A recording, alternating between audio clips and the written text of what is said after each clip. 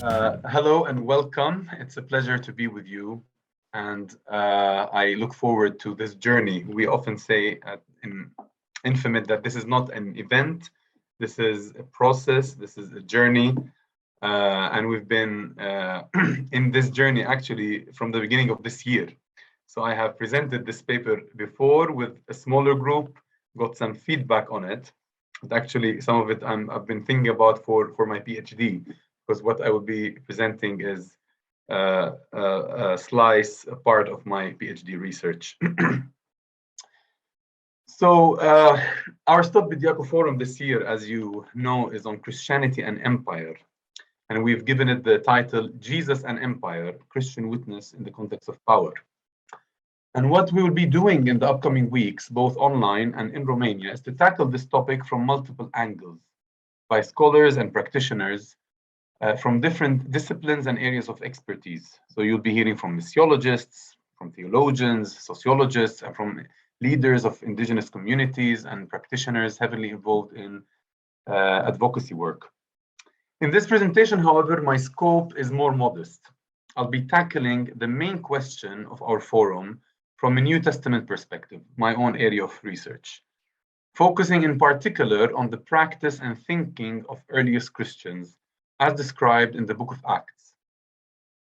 I'll be looking at the biblical text in conversation with Graeco-Roman social ethics, the ethics that have shaped the Roman Empire in which early Christians lived. So when it comes to the New Testament, the relationship between the early Christian movement and the Roman Empire is a contentious one. The majority view among New Testament scholars, especially in the 20th century, has seen the New Testament as politically quietist. Paul, for instance, has long been interpreted as promoting unquestioning obedience to imperial powers.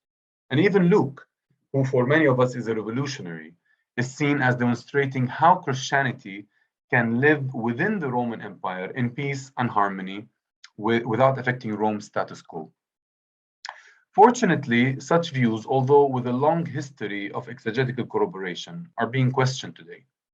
For although the early church, in its proclamation of Jesus as Lord, as Kyrios, did not intend to overthrow Caesar and proclaim Jesus as the new emperor, the church's witness should not be mistaken as politically quietist. On the contrary, I would argue that the witness of the early church is highly socio-political, politikos. In other words, early Christians did not only seek to change the individual's heart, but also to impact and transform the wider Roman polis.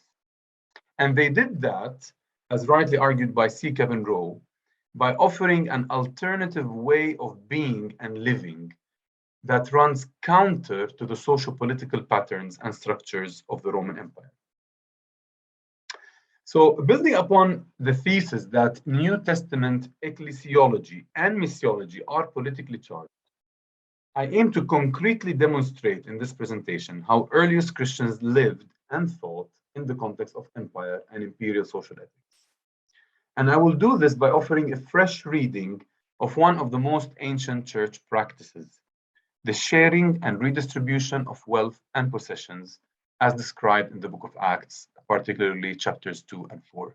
And I'll do that again in conversation with Greco-Roman ethics.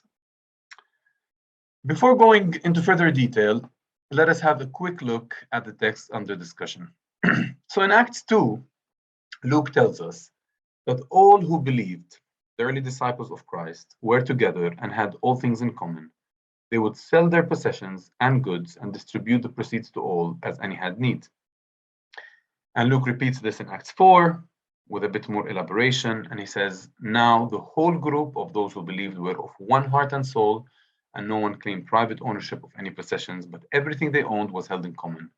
There was not a needy person among them, for as many as owned lands or houses sold them and brought the proceeds of what was sold. They laid it at the apostles' feet, and it was distributed to each as any had need. So, as you probably expect, these texts are quite controversial. They've generated a considerable amount of debate among scholars and theologians. From those who see them as representing an ancient form of Christian communism that prohibits private property, all the way to those who reduce their meaning to simply an exhortation to the wealthy to help the poor. and from those who see in them the genesis and origins of 19th century Marxism, to those who tend to dismiss them altogether, considering them mere descriptions of a practice that happened once in early Christian history and then vanished. Now, what adds to the complexity of interpreting these texts is that they are intertextually dense. What this means is that Luke infuses in these passages ideas and language from other texts. In particular, these passages have three main ideas and the language associated with them, which were widespread in Greco-Roman philosophical writings. The idea of unity within the community, one heart and one soul. The idea of holding everything in common, hapantakoina in the original language, and the idea of not claiming private ownership.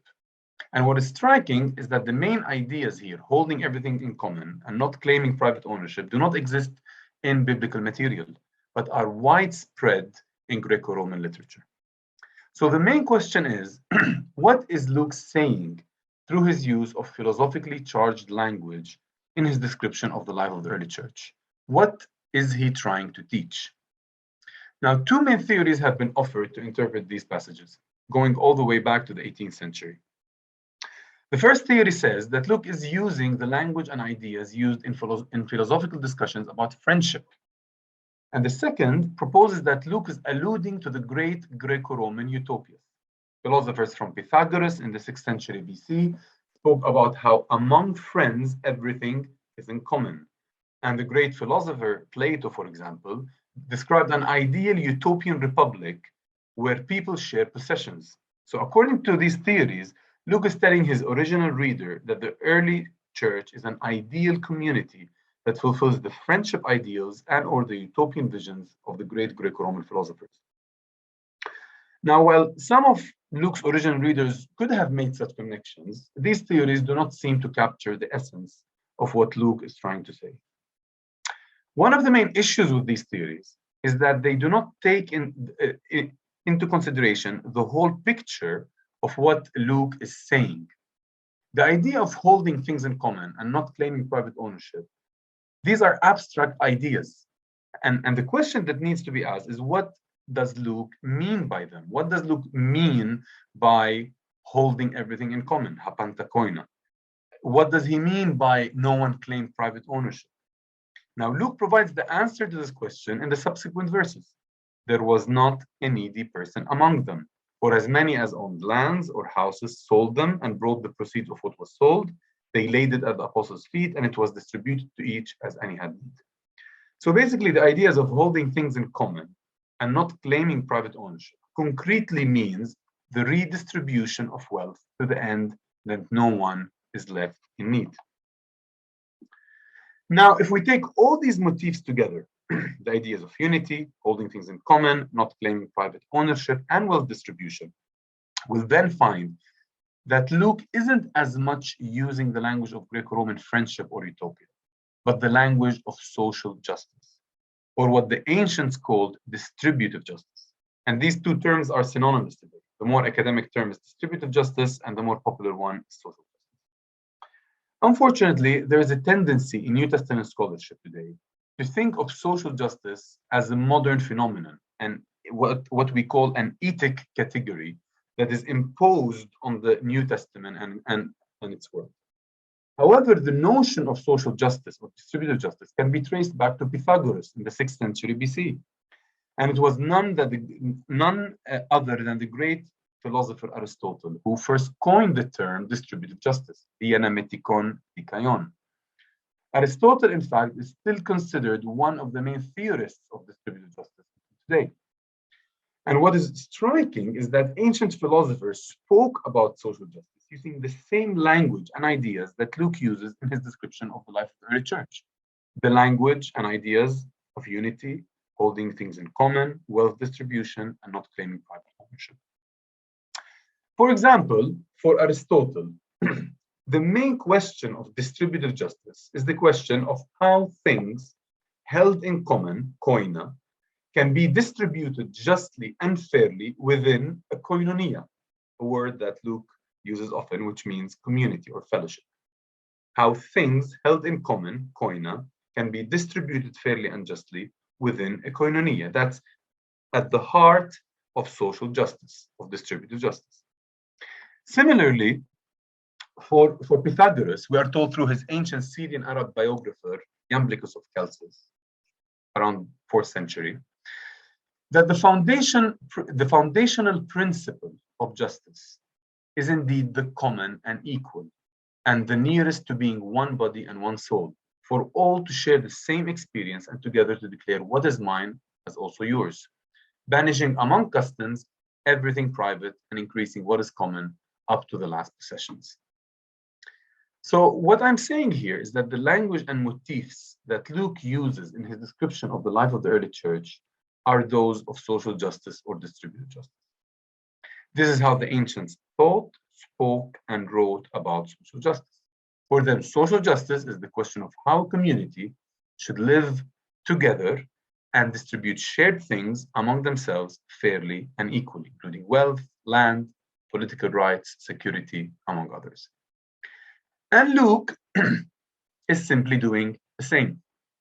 He's tackling the basic question of social justice, but he's doing that not via philosophical argumentation, but through a historical narrative that is politically and philosophically charged. Luke, in fact, is doing much more than that. He's actually proposing a fresh model of social justice based on the lived ethics of the earliest Jerusalemite Christians and based on Old Testament ethics, which he then uses to subvert Graeco-Roman social ethics. Now, in order to understand this, it's important to understand Graeco-Roman notions of equality. Behind conceptualizations of socio-economic justice in the Greco-Roman world is a discussion on two types of equality: arithmetic equality, katarithmon, versus proportional or geometric equality, katanalogian or isotes geometrike. Greco-Roman philosophers, including Pythagoras, Plato, Aristotle, and others, defined arithmetic equality as giving people the exact same measure of the same thing, whereas proportional equality for them meant distributing different measures to different people according to a certain criterion. The philosophers dismissed the notion of arithmetic equality. They thought it was silly and preferred instead the concept of proportional equality. They also agreed that the criterion of proportional equality ought to be the person's worth, axios or axia, or their nature, physis. So the more the worth of the person, or the higher their nature, the more they get. So if we are to summarize Greco-Roman distributive justice in one maxim, it would be as follows: to everyone, each according to their merit. And many options were discussed in the ancient world for how to measure a person's merit, including their wealth, social status, family background, virtue, education, among others. The idea behind this merit-based distributive justice was not to create equity or social welfare, where the weak and less able have the same opportunities as the strong and more able members of the society. The idea was to maintain harmony and peace within the society by rendering to each according to their merit, according to what each person deserves. As put by Plato, justice consists of granting the equality that unequals deserve to get. That's justice for the Greco-Roman philosophers. It consists of granting the equality that people who are fundamentally unequal deserve to get. That's justice. Now, what I'm arguing is that this is the social ethic that was underpinning the world that Luke and the early Christian movement lived in. And this is the social ethic, I argue, that Luke was alluding to in his description of the church's way of life. However, obviously, if Luke is intentionally alluding to this conceptualization of social justice, then Luke is alluding to subvert. That is, Luke used the language of Greco-Roman social justice to turn ancient conceptualizations of social justice upside down. And we can see this in several ways, but let me highlight the two main ones. First, while early Christian social justice was based on proportional equality, the Christian model differed radically from the Greco-Roman one in the criteria of distribution.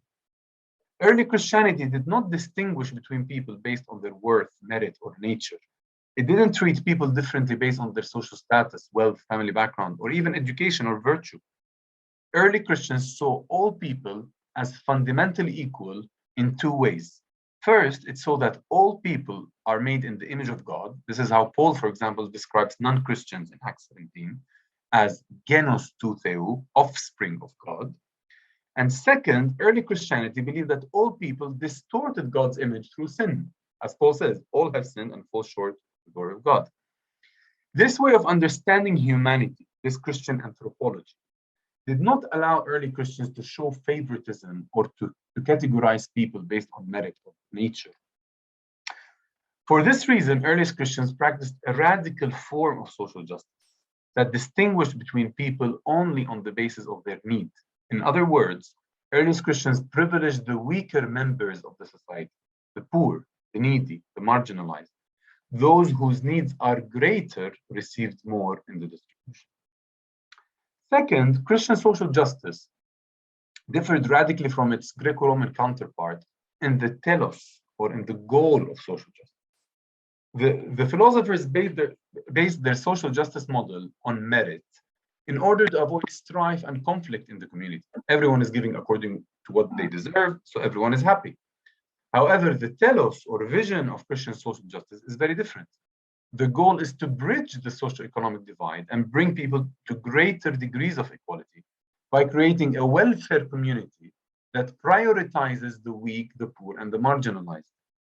This vision is clear in Luke's description of the life of the early church in Acts 4:34. There was not a needy person among them, which actually echoes the vision that God had for his people Israel that we read about in Deuteronomy 15, for example. There will be no one in need among you. So what does all this mean to us today? As Christians, we are often taught not to interfere in politics. We are told that we'd be better off if we focus our attention on spiritual things and leave politics to the politicians. Right?